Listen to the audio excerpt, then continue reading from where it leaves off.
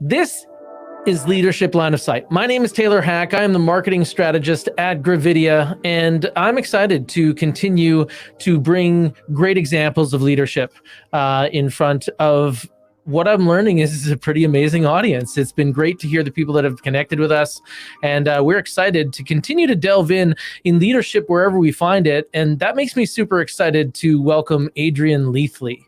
He is the managing director of TrueBridge Capital, and I have to say that I don't find many people that are as adept at understanding money at like a large scale as Adrien. So welcome, Adrien. I'm excited to chat with you today. How are you doing? I'm doing quite well, Taylor. And yourself? I'm doing very well. It's a good day. I woke up this morning and it was like one of those summer days when you're driving in, and it's that part of the summer where you don't even think about it being anyway, but like it is, you know? Yep, like standard middle summer day. That's got to be amazing for you. I think you're out on the coast, right? That's correct. I live in West Vancouver, and I've got an office downtown Vancouver as well. So I can see the water, I can see the mountains, and right now we can see the sun. So all the right ingredients for a good day. Absolutely. Adrien, I got to say that you're involved in a few things, but when somebody runs into you at like a party and says, "Hey, what do you do for work?" How do you respond to that? That's a great question. Well, I typically start simple and high level, and I would just say that, my background is largely in investing. That obviously is a rather large umbrella term. And then I get a little more specific. So I kind of cut my teeth investing in publicly traded equities. So just managing a pool of private capital, purchasing shares, largely trading in Canadian and US markets, a little bit in Australia and a little bit in London. Did that for several years. Absolutely love it. That's my passion. I have no doubt about that. And if they're not bored by then, I kind of get into a little bit about my venture investing, which has definitely been a lot of fun and a lot of challenges inherent in that type of investing that you don't find in public equities trading. A lot less information, a lot more learning on the ground, a lot more growing pains, but it definitely has an appeal to me insofar as that you can take something from its most basic iteration, an idea, and then transform that into a revenue generating business. And so if they're not bored by then, the last sort of little bit on that table would be the work that I do with a private equity firm based out of Vancouver, but we've got offices in Toronto, Montreal, and Calgary as well. And without getting into too much detail, essentially what this firm does is invest in the private equity model. So acquiring large businesses across a wide array of industries and then holding those businesses in perpetuity generally, and seeking businesses that fit the existing portfolio, as well as trying to create new platforms, one of which we're doing right now, which is logistics. So we're doing an M&A roll-up of Western Canadian logistics firms and 3PL providers. So a lot of words real fast. I want to unpack some of that stuff. So when you're talking about what you're involved in right now, when you say M&A, we're talking mergers and acquisitions. Correct. And when you're describing one of the largest equity firms in Canada, you're talking about Hillcore? That is correct, yes. And I think that just to kind of bring scope, because I know that there's a lot of people when you were saying that if they're not bored, right? Well, and I see it as accessible engagement. Like when somebody says private equity firm, what is have you ever had to break it down for someone that, maybe your favorite cousin that's in their early teens? That's a great question. And there's been a few instances where the slate has been entirely blank, and I really have to kind of build the blocks up from the foundation so that somebody can understand, in layman's terms, what a private equity firm typically does. So I guess a good way of taking a more simple approach would be if you've got an old industry. For example, here in Western Canada, BC specifically, there's a ton of forestry businesses. Okay, and so imagine you've got a mom and a pop. They've been in that business for 2 or 3 generations. Their grandkids are now in their 30s or 40s, and they're looking to exit the business. It's not what it used to be. It's maybe not so what they're interested in. They're looking to build a family, move out of the more rural communities where these older legacy businesses are typically located. And a group like our firm would come sit down with the ownership group of that, for example, forestry business, have a discussion with them about potentially purchasing both the business and the business's assets and providing the owners an exit. And so we might find that mom and pop, and they've got a great business they're looking to sell. We find a deal that makes both of our parties satisfied, and we move on, they move on, and then we repeat that process several times until maybe we've bought 5 or 6 mom and pop operations. And then what we do is we consolidate all of those operations under a single organization. And in doing so, we typically find efficiencies of scale, and we're able to vend in newer technologies that make the business more efficient. And generally, that provides us with a return on investment. And that is, in simple terms, I hope, generally what a private equity model could look like in a legacy industry. And that is the type of model that we use here at Hillcore largely. Not exclusively, but largely. Wow, like you see that happening in like around you. Like young people would see that and they would see like, oh, grandpa had this amazing logging business that like had done well and had been a long-term situation, but he wants to retire and none of his children are interested. Yes. Right? So he kind of waves the flag, but nobody has actually laid eyes on the inside of that business from the outside in decades. Correct. He built it and he was building it from this, like from someone's mindset where they're making it as they go, never having what you have, which is an inside view of many businesses and an understanding more so of what would make them efficient. Precisely, yes. And one strategy that I have found both within Hillcore and as well outside in the other businesses that I own and operate and invest in is finding good advisors that know the business like the back of their hand. They are worth more than their weight in gold.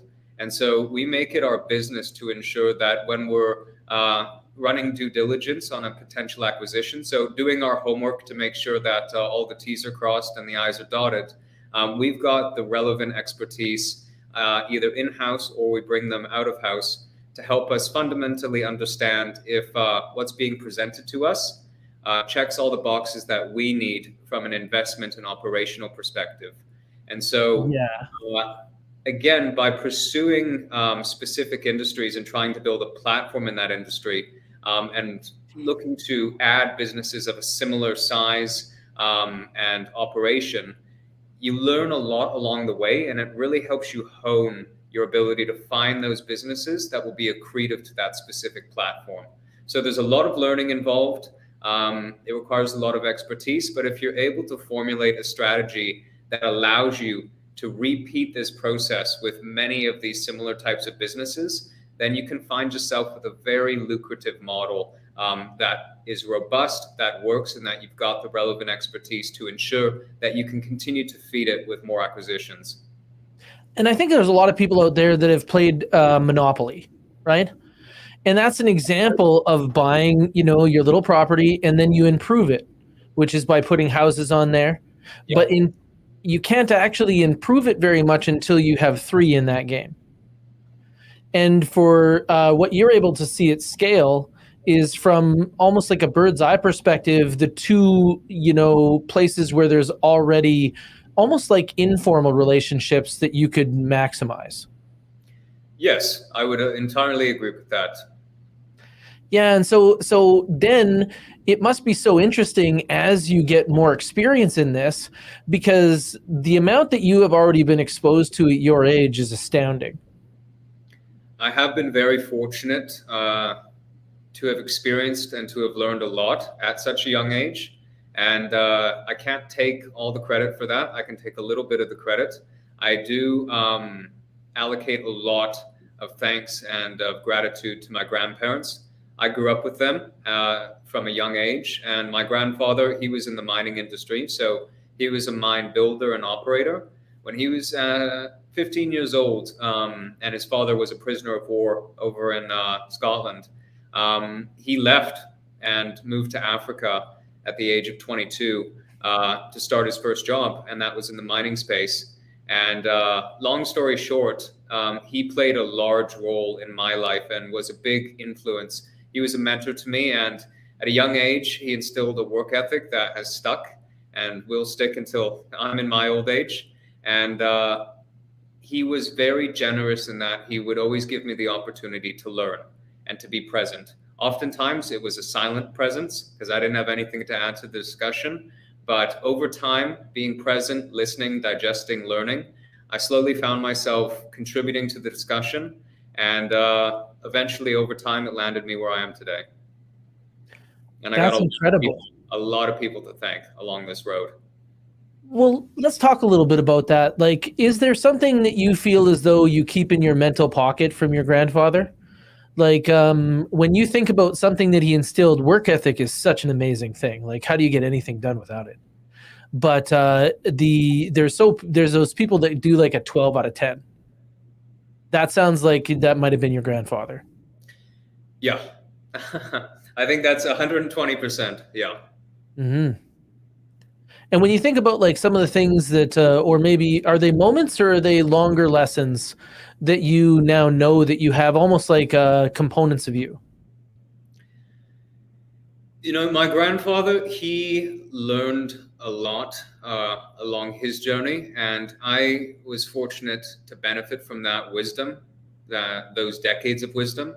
And many things have stuck with me since his passing, both lessons in business and lessons in life. And I think one that has really been useful in both my personal and professional life has been, I'll break it down into two things because I really do put equal value on these. So, and I know it sounds a little cliche, but the 70-30 rule, I really try and listen far more than I speak.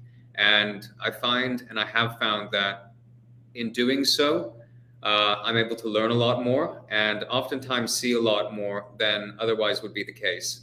And so that's something that he really instilled in me. And then the other thing would be keeping your cool. So in my line of work, there's no shortage of unpleasant people.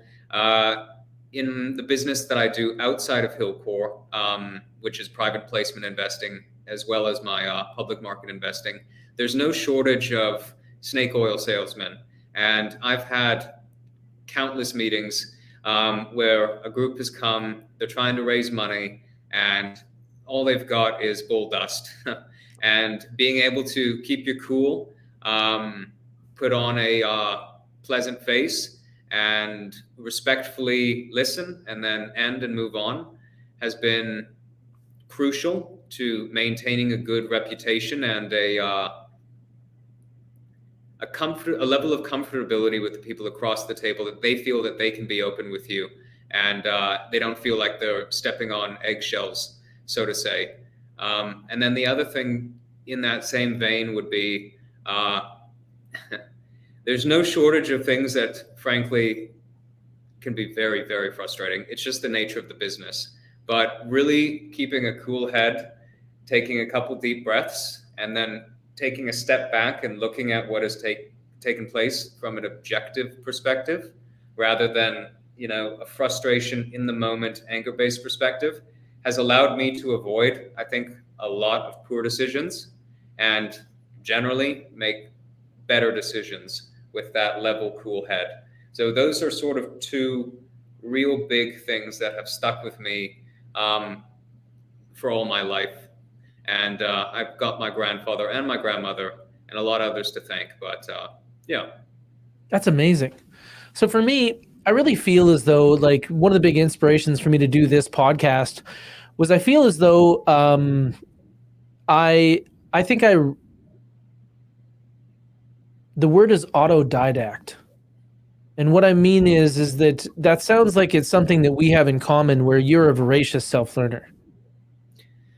I make it my business to learn, and I feel that keeps me motivated, keeps me active, keeps me attentive. I Yeah. just love to learn. That's something that is like I can see it in other people because I have a never ending thirst for knowledge, you know? But there's something else here where if you learn a lesson, you get like half of it. Until you pass it to someone else and can learn as the teacher, you never like embrace the full lesson.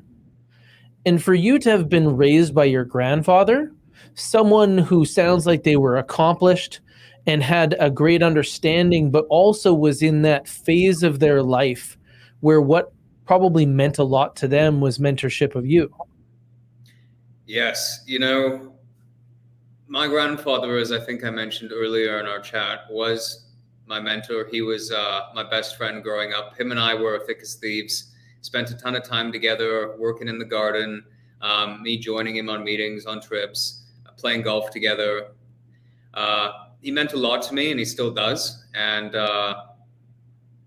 yeah, sorry, I That's lost my amazing. train of thought a little bit there. I was just getting a little melancholy. I like it though, because like I can feel what you are saying. You know, like this person very much like embraced you and invested in you, right? He Like, did. you know, almost like you do in private equities now for companies. Yeah, you know, and something just kind of came to mind reflecting on my time with my grandfather and my grandparents more generally. They did take a lot of time to invest in me, and that wasn't just from an education perspective, but from a time together perspective, trying to teach me some of the harder lessons to learn in life. And oddly enough, I think one thing that I do now, especially when it comes to having people come and present their businesses, their ideas, trying to raise money, is almost putting myself in my grandparents' shoes and thinking, okay, is this group of individuals, are they genuine? Are they really trying to make something happen here? And if that's the case, even if the investment criteria doesn't fit our prerequisites, I'm still going to try and find a way to give them some advice, some input, maybe make a connection for them that could help move them forward. And that to me,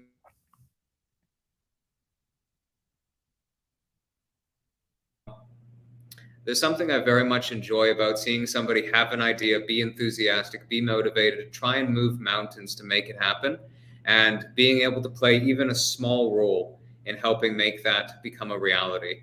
And that for me, like I said, has been something that I find very rewarding in this space. Okay, I'm sensing that there was a cable here connecting to something that you had said previously, where you're betting on the people. Is that what you meant when you were saying that in some of your ventures you have much less information? Yes, that's a great segue. So, one rule of thumb that I have used to guide me in the investment space is the rule of three. So, rule of thumb, rule of three, anyways. So, opportunity, capital, and people. You need all three to make something happen: opportunity, capital, people. Now, of those three, my take on what is most important is the people component. There's no shortage of opportunity. It's everywhere. Everybody's got an idea. There's always a new concept around the corner. There's always a new innovation. Innovation is perpetual. There's always capital, so long as the idea or the concept or the opportunity justifies the capital. But the most important part is the people, right? You can have all the money in the world and all the opportunity in the world, but if you don't have the right people, the money will evaporate and the opportunity will disappear. And so for me, I've always tried to focus a lot of attention and assign a lot of weight in my decision making to the people component of the investments that I pursue. So talk to me about that part of it, because that's something that I have a ton of interest in. You know, as a marketer, I want to reach people at extension, right? In my real estate business, we've helped hundreds and hundreds of families process decisions through stress. Mm-hmm. And with that, I really I find that human component to be like very kind of beautiful and interesting, but sometimes also confusing or frustrating, like you mentioned. credibility is like what you're trying to determine, right? When you're meeting people that are giving you these types of opportunities, you were saying about snake oil salespeople, which are obviously people that can't perform on their promises, oversell and underdeliver, Yes. right? You also might be dealing with some people that are just frankly lying to themselves. Or just simply don't understand, which I've seen no shortage of. They have a great idea, but they've got no clue, and they may be genuine as well, but they've got absolutely no idea how to properly put an infrastructure together to move the idea from science project to something more serious.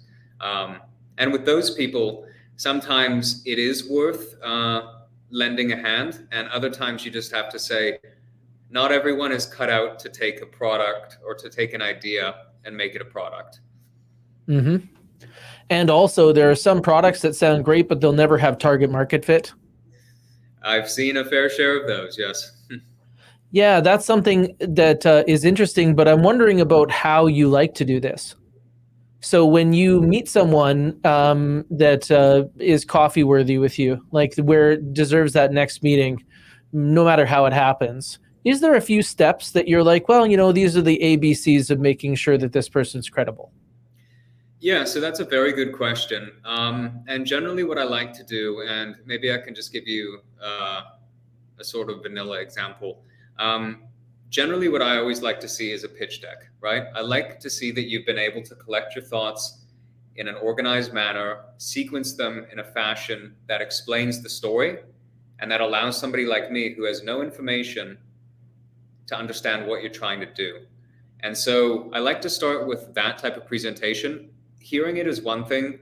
Having somebody actually organize it into, a text medium or presentation medium is a different story, in my opinion.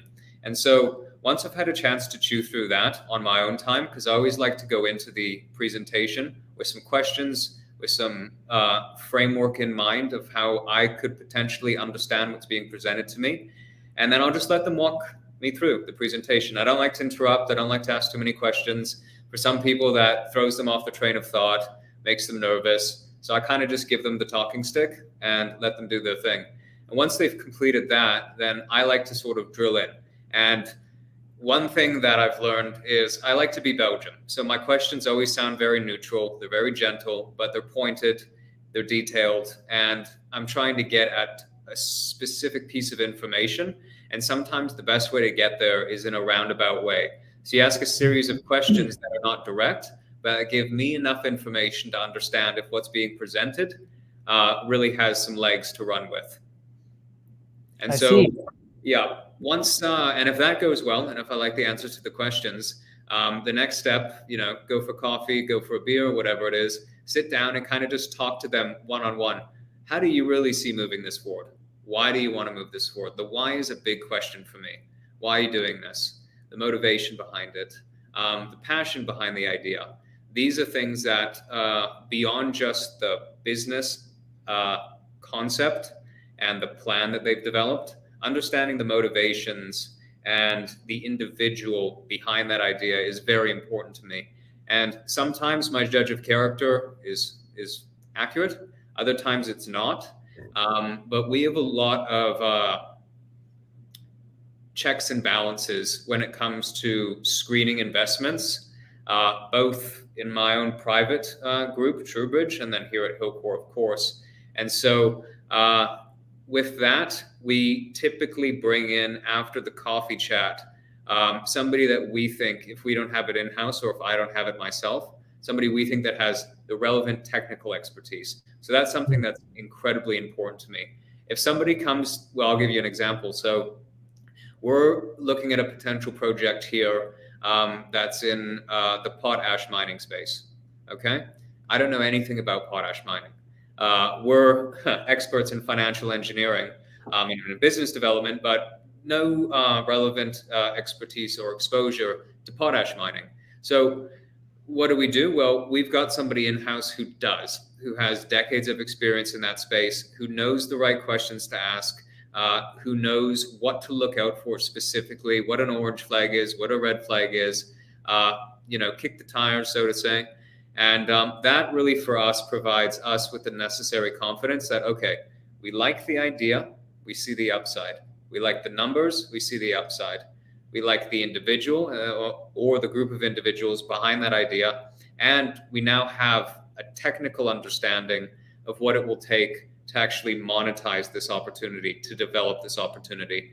And that sort of at a high level, it's obviously not applicable to all situations because this space is very diverse and each opportunity and the players behind it are going to be distinct and different. But once we run that process, as I just outlined it for you, then it kind of comes to, okay, what does the deal look like? And again, that's another stage whereby you can kind of come to understand how genuine and how real the counterpart is. If they're looking for a deal whereby they get paid on day one, they get all these inducements, well, they're really not that serious then, because if they were, they want to maintain more ownership in the business, because if it goes the way we think it and they think it could go, they're going to benefit way more than they would if they just took a check at day zero and then held a small amount of equity going forward. So there's going to be 1,000 more little checks and balances beyond what I just outlined for you there. But generally, that's the process that I've run for the past 6 years I've been in this space, and then what we do here at Hillcore as well. Yeah, I really understand those elements. I'm a pitch guy myself. ArisMD is a great company that invited me to design a pitch deck for them that went to South by Southwest and NASA. Well, parts of it went to NASA, I found out from Kira when she was on the show here. But you're also familiar with the team there. I am, yes. Great bunch of people. Yeah, and that's something that is, when it moves from that pitch point to all these checks and balances, I imagine that the checks and balances on the inside of a firm like yours is what makes it valuable. Yes. The fact that they're able to bet on more winning racehorses than anyone else. Yes, and that, Hillcore was founded in, I believe, 1996, and really started out doing corporate buyouts in the agriculture space. And then, the rest is history, so to say.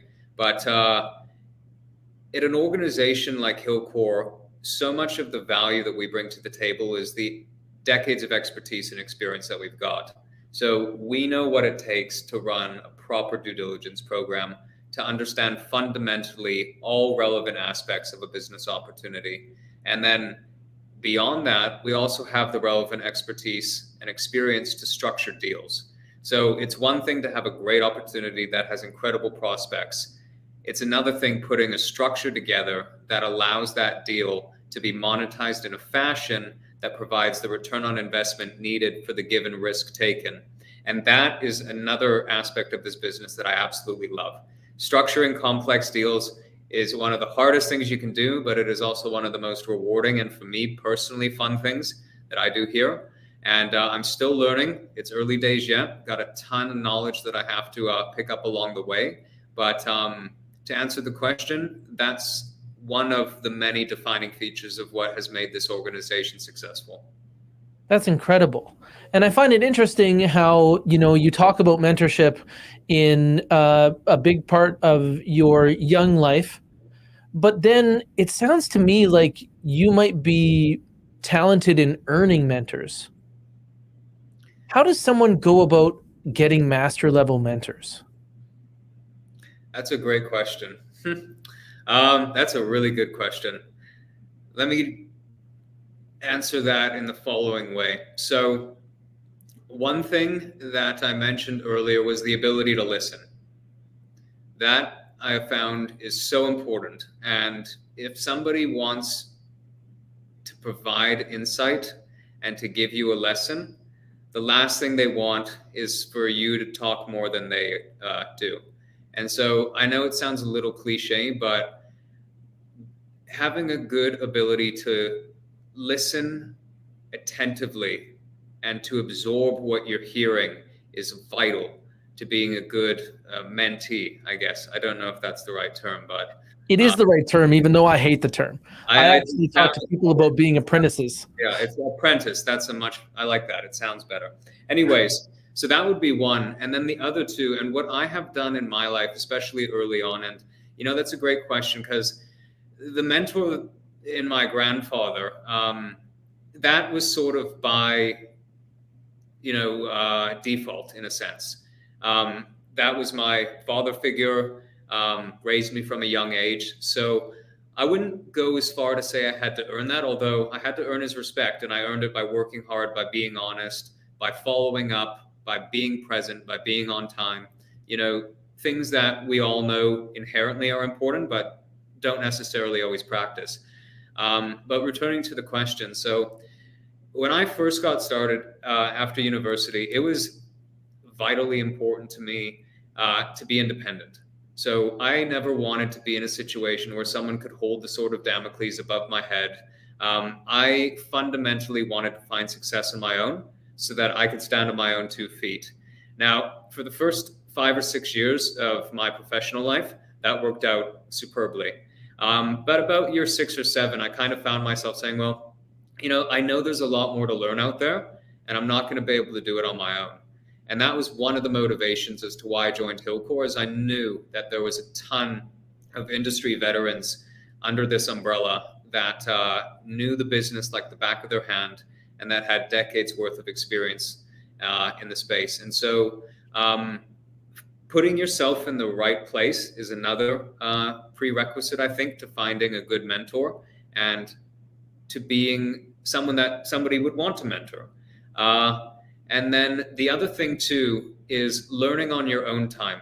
So one thing that I know the individuals that have mentored me have always looked fondly upon is, if we have a chat about something that I don't know much about and I'm given a lesson or two, the first thing I'll do once I'm on my own is research that topic head to toe and try and understand everything about it, so that next time when I'm in the presence of that individual that had given me that advice, that insight, that little piece of information that gave them a little competitive advantage throughout their career, when I return to the table and I now have far more than what was given to me, I've multiplied that lesson.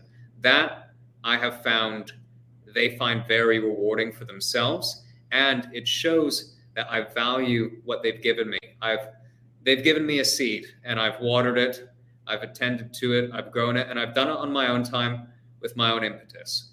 And I think that really, those sort of 3 key ideas: listening, being present, being in the right place, and then taking that little seedling that you were given and doing when I say everything, I mean everything you can to grow it. And then when you come back to the table and they see that you've got more than what they gave you, that I've found in my life to be a sustainable approach to keeping good mentors and trying to learn and maximize all that they have to give. Wow. So it's so interesting to me that you're doing something that a lot of people would see as being technical as a job type, right? But when you're talking about what it takes to be to develop strengths there, it's social strengths. Is that the thing that's missing predominantly in that industry, is the social strengths to get the deeper understanding? That's a great question. And personally, I find the people part of what I do just as exciting as the numbers and as learning about businesses and growing and developing businesses. If you enjoy the people you work with, every day is a fun day. Now don't get me wrong. There's a lot of tough times throughout that day. But again, if you love the people you work with, at the end of the day, you're all going to be smiling or you're all going to be crying, but you'll be doing it together, right? And me, developing a personal relationship with those that I work with is a must. Now, it's not always practical or possible. We deal with a lot of people like external accountants, external lawyers, external analysts. And in those situations, those people are generally just providing a service, right? And all it is really, for example, some basic accounting or having a lawyer paper a definitive agreement, things like this. That doesn't require so much of the human interaction because it's off the shelf, a prescribed rule book for what they need to create. Whereas when you're dealing with people and there's ambiguity and there's uncertainty, I find developing that personal connection allows you to navigate through those more difficult times a lot better. And I like to know who I'm working with. I think there's just so much more beauty in that. And so. Almost like choosing teammates, hey? I think so. Yeah, because that's it. I went to private school, and we had sort of four core. That's three. We had four core. What was the word that they used? I don't know. Just four core aspects of life, which was the arts, athletics, service, and academics. The Mm. arts, athletics, service, and academics. And for me, I am on a board of a mental health focused foundation. I contribute significantly and assist in the fundraising of a group that rescues and rewilds large exotic animals. I try and keep healthy, try and exercise a lot. With the arts, that again is another medium that I think people can connect on, and that gives you a way to develop a relationship with somebody. Um, and maybe I'm getting a little off track here, but I find let's. it interesting that you're talking about service and exercise. Do you see that as self-service? Could you rephrase that? Do you see exercise as being a service to yourself? Uh, Absolutely. I exercise regularly, and it allows me to sit in a boardroom all day or on a plane all day. But for me, and again, this has been a result of learning from others and self teaching. But in order to keep my mind in balance, I have to keep my body in balance. And keeping my body in balance, to me at least, means eating healthy, working out, exercising, having fun, going golfing, playing tennis, things like this, swimming. And then keeping my mind healthy is reading regularly, uh, taking the time to reflect on my day. I find that in doing that, you can kind of analyze where you went right, where you went wrong, and maybe there's a lesson to be learned there. But to answer your question, yeah, I would consider exercise to be self-service, and I consider it, frankly, a necessity. Yeah, you were just mentioning reflection there as like it sounds like a daily activity. Yeah, 2 to 3 days on, 1 day off, and then repeat the process. And I've been doing that for about a decade. So, Yeah, I like to follow the same thing. I find that when I reflect on the day, there's going to be a couple of things that maybe make me wince. Where I was like, oh, if I was playing a song of my day, that was an off note. yes. Yeah, those pain points actually help me. But you also were talking a little around a couple of things that you do to service on larger scales. So you're talking about a foundation that is for mental health. This is Erica's Legacy Foundation. That's correct. Yeah, the Erica Legacy Foundation. So, in a nutshell, what we do through that organization and the work that it conducts is fundamentally try and change the way we think, act, and talk about mental health and suicide ideation. So, really trying to proactively remove the stigma that I think that we know the data shows exists in society today and makes it difficult for all demographics to tackle some of the mental health challenges that they're struggling with because of that stigma. So, how do we do that? Well, by being proactive, predictive, and preventative. And proactive essentially means trying to tackle the discussion before people start fundamentally struggling with some of the issues that they're dealing with. So, how do we do that? Well, we've got a whole suite of materials that we distribute to schools down in the US through a partnership that we've got.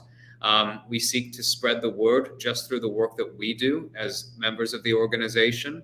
And we have technologies now as well that not only allow us to be proactive, for example, by conducting a brain analysis that can pick up certain aspects of brain activity that are generally indicative of problematic brain activity for those who are looping. This is something that is generally found in individuals that are struggling with mental health and suicide ideation. So through the application of advanced technology, we can be proactive in detecting some of these early warning signs, as well as those other tools that I referenced.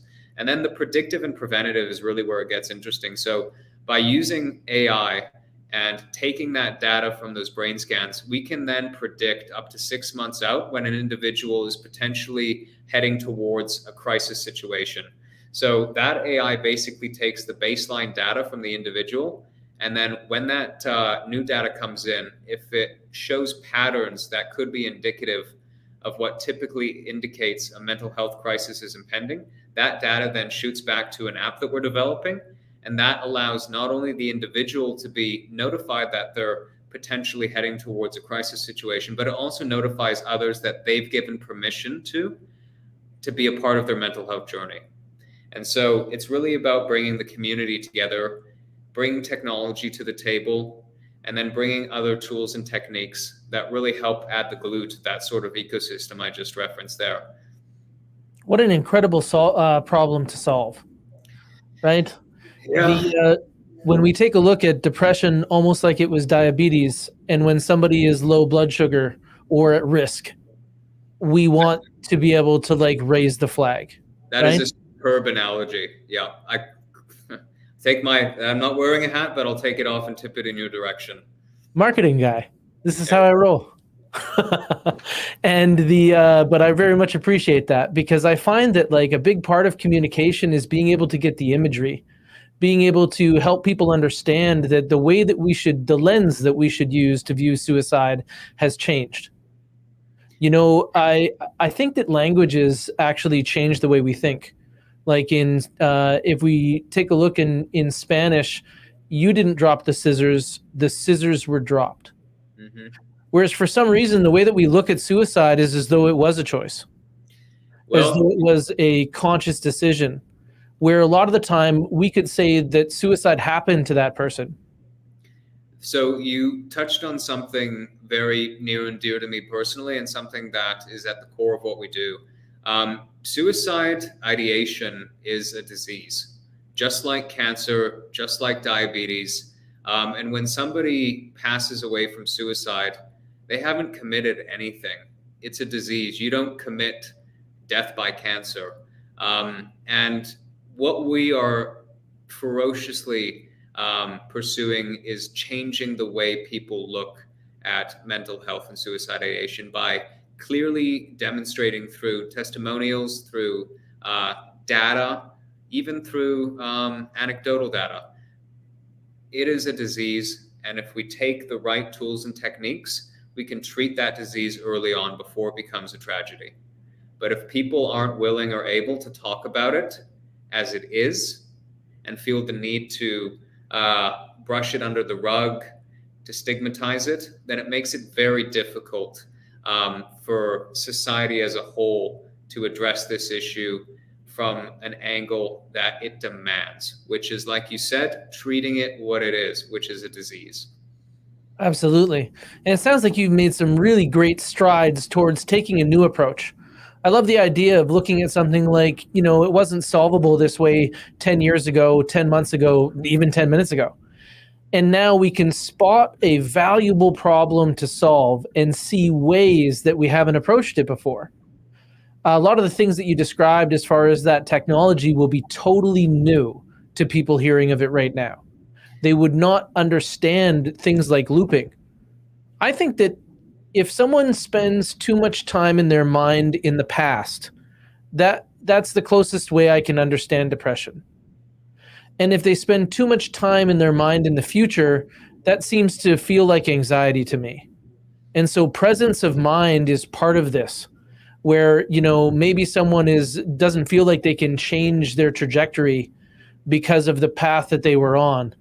But if they get to a point where that's obsessive, right? Where there's an obsession with not being able to change. Well, yes. That's like it's a locked room.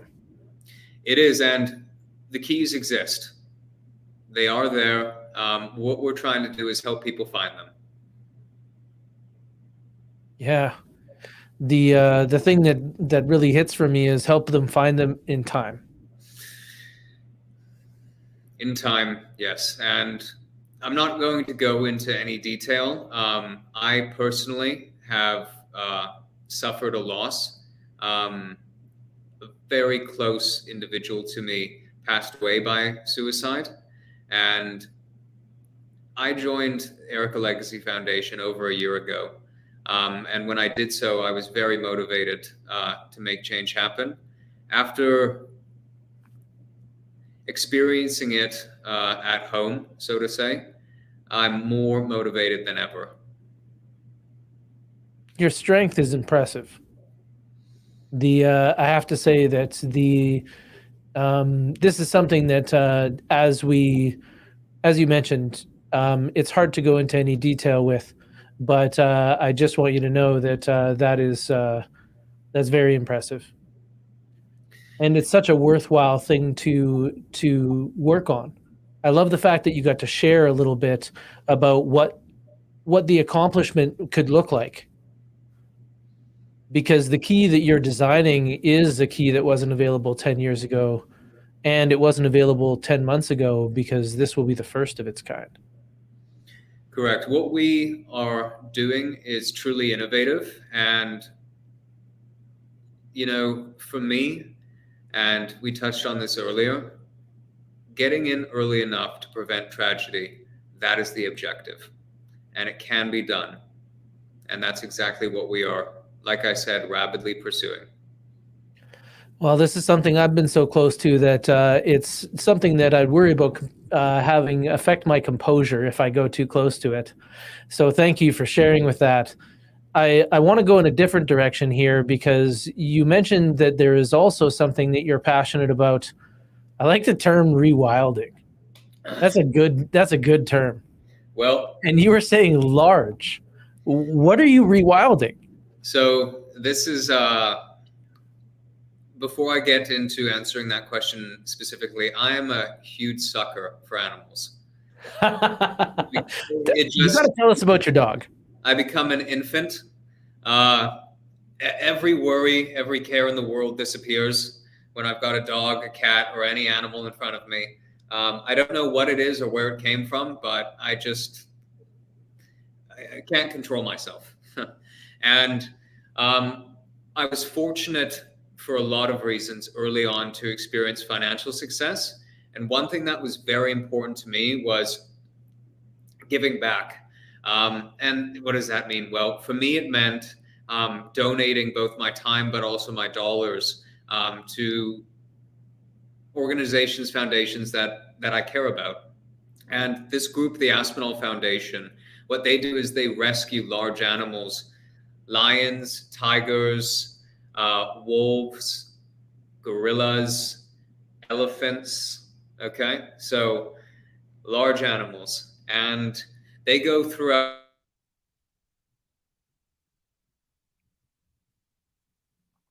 and societal norms when it comes to how these animals are treated. So one example would be in Thailand. We rescued about 6 large silverback apes. I believe it was silverback. Anyways, we negotiated a private deal to purchase those animals from the owner that had them caged and on display. And we took those back to England. And there is a sanctuary, habitat sanctuary, where these animals are rescued. And in the sense, rescued means rehabilitated, right? So it's one thing to remove them from the situation they were in. The other aspect of it is helping rehabilitate those animals. And in some cases, those animals are actually brought back to their natural habitats. So I'll give you one example. And this, for me, really, this is why I do what I do. So this is such a good story. So one of these gorillas, she was born in captivity in Southeast Asia, okay? We were able to rescue her, take her back to the sanctuary that we've got in England, rehabilitate that animal, and then take her back to the Gabon in Africa, okay? And that animal was rewilded successfully.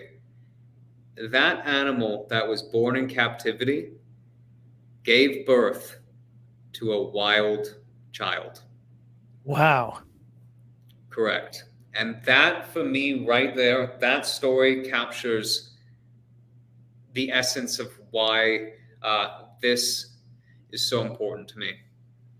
That's incredible that, like, not only do you think about the individual animal, but also like considering the fact that like how often have they talked about, oh, this is the first one born in a zoo? This is the first I've really heard about an animal being rewilded and actually like having that accomplishment Yes. of, yeah, wow. The these are very interesting from a deal perspective as well. So you're finding animals, and normally in order to acquire them, you have to buy them. Generally, not always, but especially when it comes to certain countries, where again, no judgment being passed, the societal norms are simply different. Um, and I don't agree with them, but that's, not, I don't take a stance on that one way or the other. Anyways, in a lot of cases, you have to negotiate because to them, these animals are an asset that they typically monetize. And so they need to see a financial return in order to feel comfortable allowing their investment to be taken away. In other instances, some of the owners just simply can't care for the animals anymore. I don't know if most of the listeners know how much it actually takes to feed a lion, but it's thousands of dollars a week in food alone, much less shelter and all else that comes with taking care of such a large animal. So sometimes we are simply rescuing them from their circumstances. But no, like you said, a lot of the times it is a financial discussion. Yeah, I happen to be very passionate about animals as well. And my understanding is that a lion successfully takes down one of its prey about every 5 days. But we're talking about an animal that would weigh over 1,000 pounds normally as like a prey item. So when you think about loading your grocery cart at Safeway, Yeah. that checkout's going to be unreal, right? Like even if you head to Costco. Oh yeah. And so we hear about things like, remember during pandemic how the Tiger King got so popular? Oh, I'm embarrassed to say, one of those. Oh, I watched too. Like how could you not? Yeah, it was But very entertaining. I'm going to be honest. yeah, but also being able to see that a lot of the times tigers are being taken care of in facilities that you wouldn't want much smaller animals to be taken care of You in. wouldn't want a house cat to be living in some of the spots that they've got these big, beautiful animals in. No. Yeah, and I understand that there are technically more tigers in Texas than there are in the wild. That is something I've heard as well, and it would not surprise me one bit. So when we take a look at like all of the things that we've accumulated over time and how to rewild them, those are some pretty complex problems. Well, let me give you an example that really speaks to the complexity inherent in what we do, especially in rewilding some of these larger animals. So I'm not going to name the specific jurisdiction where we intend to move these animals, but there are some very large animals that we've rescued and that we're looking to rewild. And suffice to say, specific cages had to be fabricated for them. Specific transport, sea transport, and air freight transport had to be calibrated to carry the weight of these animals. And that was a logistically complex and expensive endeavor. But at the end of the day, worth every penny and worth every hour. There's no animal prime. The you If there can't is, let me know. overnight giant pachyderms or whatever you're talking about.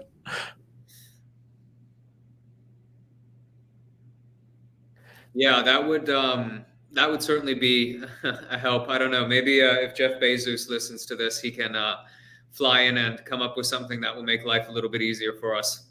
Yeah, and I can understand why you would be so secretive because like obviously naming a jurisdiction where you might release something could attract the wrong attention.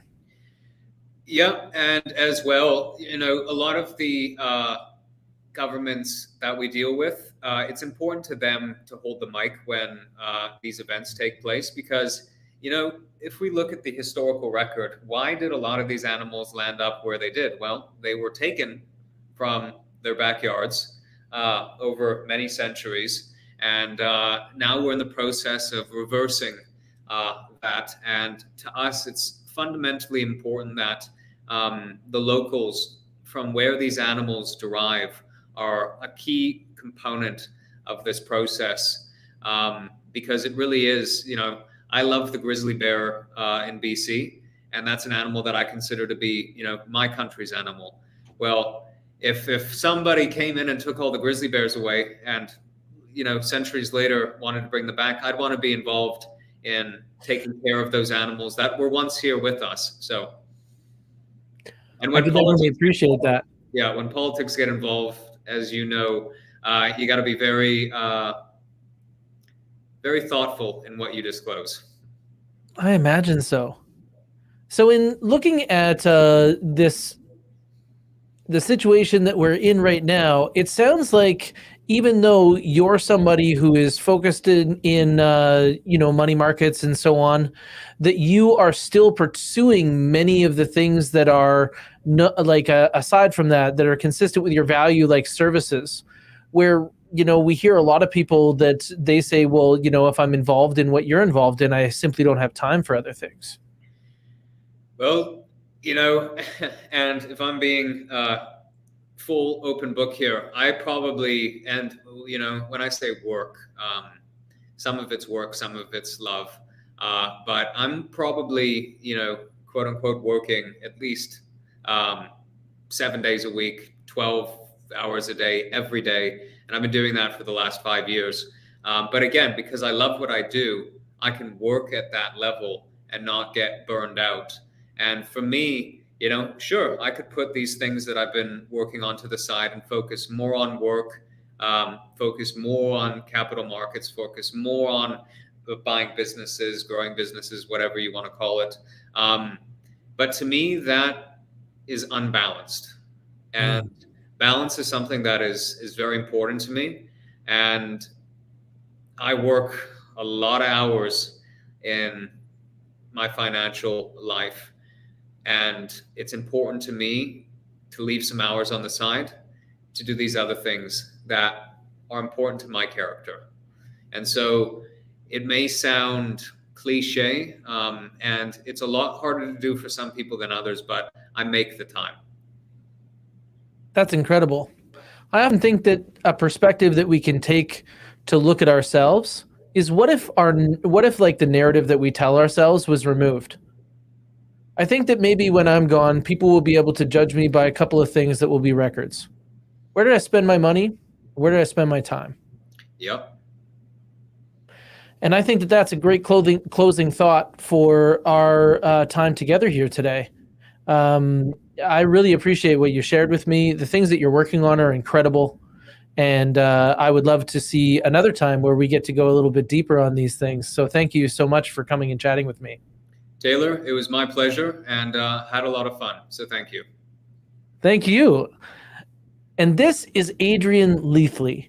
Adrien is the managing director of TrueBridge Capital.